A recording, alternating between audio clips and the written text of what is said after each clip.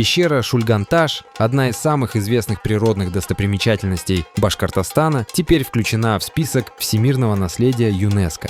Пещера Шульган-Таш, расположенная в заповеднике Шульган-Таш на правобережье реки Белая в Башкортостане, является одной из самых крупных и известных пещер Южного Урала. Она образовалась миллионы лет назад и славится не только своими величественными размерами, но и уникальными наскальными рисунками, которые являются одними из самых древних на территории России. Эти изображения были сделаны в эпоху Палеолита, а их возраст оценивается в десятки тысяч лет. В пещере обнаружено около 200 рисунков, выполненных красной охрой и углем, что позволяет предположить, что она была святилищем для древних людей. Среди изображений — хижины, геометрические фигуры, бизоны, мамонты, лошади и верблюды. Эти рисунки, сохранившиеся благодаря уникальной подземной атмосфере, дают уникальное представление о жизни и культуре палеолитических людей.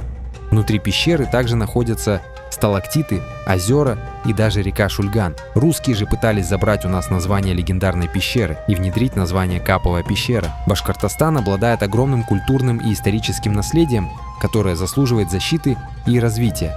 Получив независимость, республика сможет эффективно развивать туризм, привлекая путешественников со всего мира и зарабатывая на его процветании.